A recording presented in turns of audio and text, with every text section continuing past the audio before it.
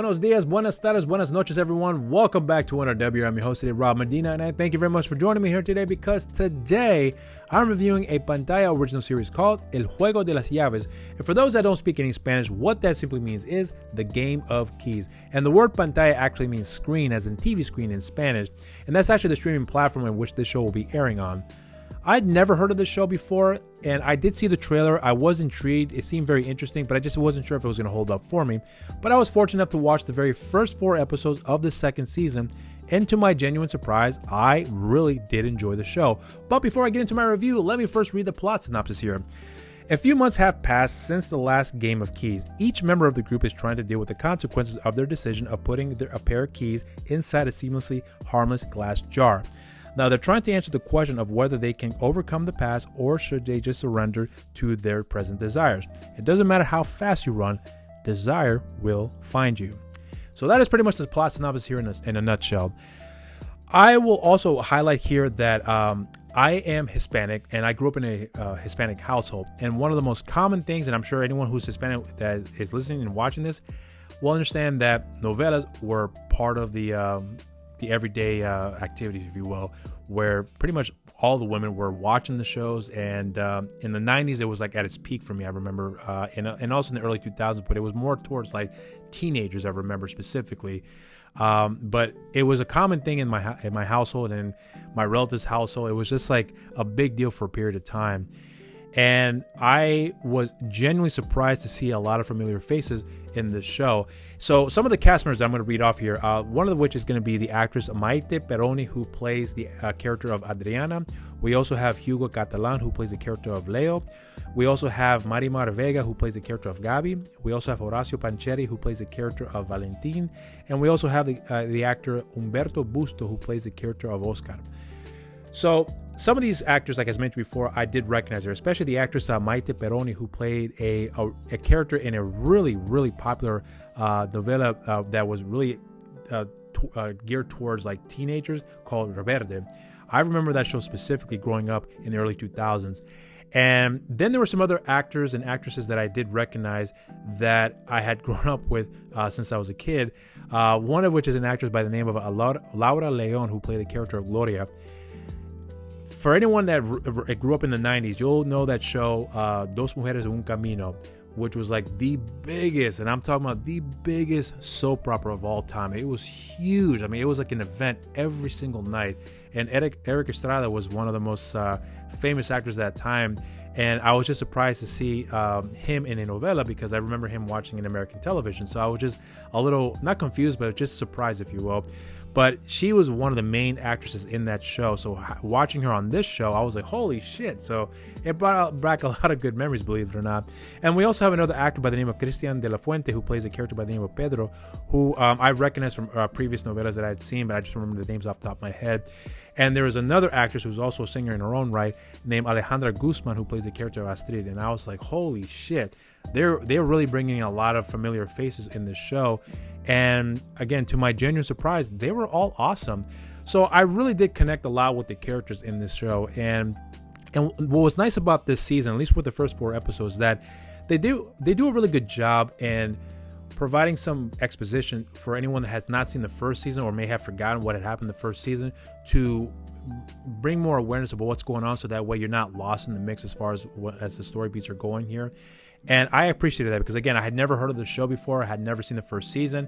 But now, having seen the first 4 episodes, I am very interested in watching the very first season and then watching the remaining episodes moving forward here. I was thoroughly surprised in how entertaining the show was, because there was a part of me that wondered, is it going to be very novella-esque with just, a nicer look, a very cleaner palette and whatnot. And the fact that each episode is about 30 minutes, I just thought that it was still going to hit those novella notes, if you will. But again, to my genuine surprise, it was nothing like that at all. There was something about it that I really, really did connect with in terms of what the direction of the story they were taking here. One thing I will want to highlight here with regards to, and I'm just going to get into my positive now, so forgive me if I didn't point that out in getting to this review. But the major positive that I took away from the show was the fact that I found it really interesting that they were getting into the whole swinger thing, if you will, where they put in keys into this little glass jar. And I have heard of that stuff before. I've actually known some people who have done it. So to see it to see it like this, I thought was very intriguing for me. And you see how a lot of the characters have a partnership with somebody that they really care about, but yet they're open to the idea of sleeping with other people, so long as they're both okay with it, which seems like everyone was okay with it. Although when you learn early on in the first episode that one particular couple had been married in the first season, are now divorced, getting into the second season. So obviously there was a rift caused between them in this game of keys that they participated in the first season. So there were some consequences, which seemed very interesting for me, that they took that approach that seemed like everyone was very much invested and wanted to participate, but then the consequences as a result of participating in the game of keys didn't turn out very well for everybody. And you also get to see that some people's own desires about what they want sexually, it does get delved into a little bit, and it gets discussed to a certain degree. But overall, as far as the direction of the story, there's a lot of different things going on at once, and I think they've done a really good job in having to deal with how each of those characters' storylines is handled, and giving them enough time for the audience to spend with them and getting to know them a little bit better and understand their struggles, and seeing how they handle certain situations with certain people. And one in particular character played by the actor Horacio Pancheri, who plays the character of Valentin. Well, he was actually married in the first season to one of the characters here in this show, and he ended up leaving her due to the fact that he came out as being gay. And then in this season, you get to see him getting into the gay lifestyle. And there's actually one really funny scene about being a top and a bottom, and with his two roommates that he's living with, who are also gay as well, which I thought was really funny. So you get to see a perspective of both the men and the women, but you also get to see from a gay man's perspective, I meant to say, and you get to see his struggles and his mother discovering that he is gay himself and accepting him, but didn't want him to tell his father that he's gay. There's a whole thing about that as well too, which I thought was very interesting. So there's a lot that's going on with this show, but it never felt convoluted, never felt oversaturated. I actually felt I felt really invested with each storyline because it kept going back and forth. But again, it didn't feel like it was going all over the place. I was never feeling I was toggled around.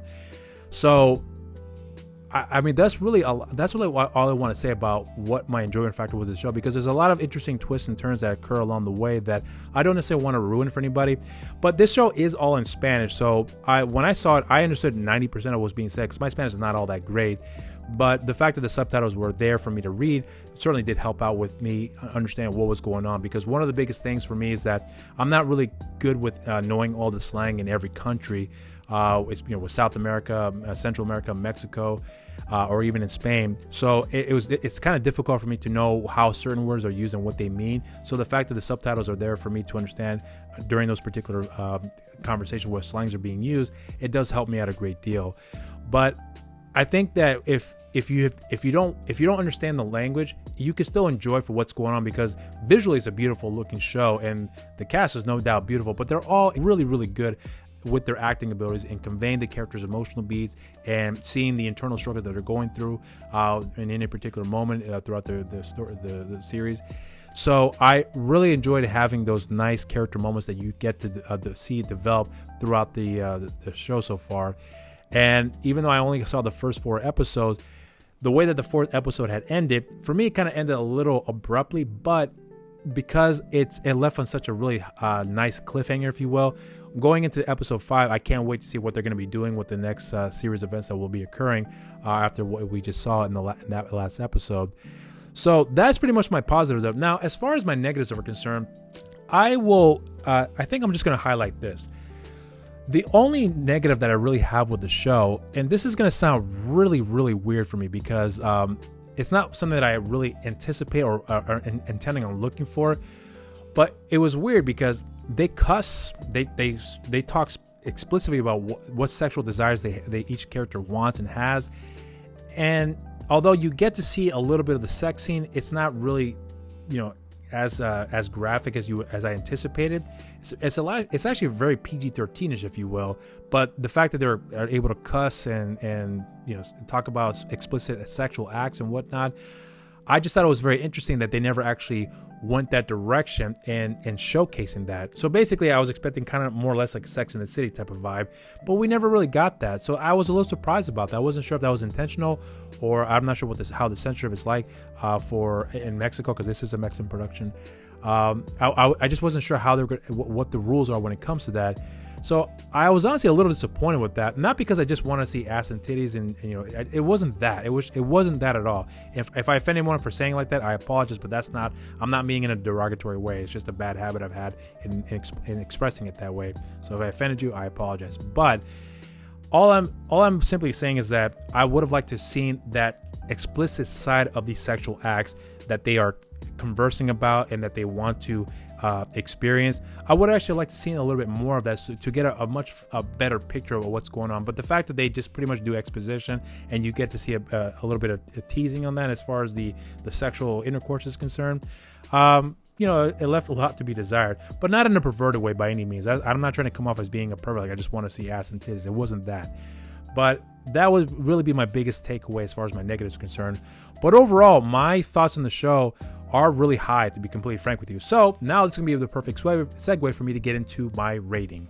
Well, as I've already said in the beginning, I did enjoy the show a great deal. There was a lot that I did not anticipate with regards to the storyline and getting to know the characters.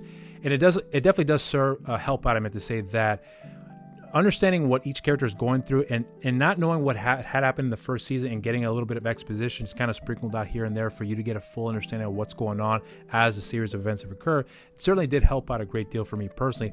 And so much so to the point where I definitely want to go and see the first season. And I'm not making this shit up. I really do want to see what had occurred in the first season and then what was going to happen after the events of the fourth episode of the second season. So there's a lot that I'm really intrigued and very invested in that I want to continue on and seeing what's going to happen next. So for my rating, I give this show a raise the glass. And those are my thoughts on the show here. If you have seen the show, let me know what you guys think in the comment section down below. And if you haven't done so already, subscribe to the channel and also make sure you share and like our videos and hit that notification bell down there. Follow us on our social media accounts. We have a Facebook and Instagram page at New Release Wednesdays and on Twitter at the NRW. And you can follow me on my social media accounts on Instagram, Rob_Medina0585, on Twitter, RobMedina0585, and on Facebook, simply just Rob Medina. And if you haven't heard already, I have a show on the channel called You're So Cool with Rob Medina. I'll make sure to have the iCard for you guys to click on, where I talk to guests from the entertainment industry and everyone else in between, where we talk about anything and everything. And you can also follow the show's social media accounts as well on Instagram, You're So Cool with Rob Medina, and on Twitter, You're So Cool WRM. And I would like to say muchísimas gracias for watching this review. I hope you guys did enjoy this review. And don't forget to check out the show on the streaming platform in Pantaya. And until next time, everybody, you guys stay safe out there and cheers.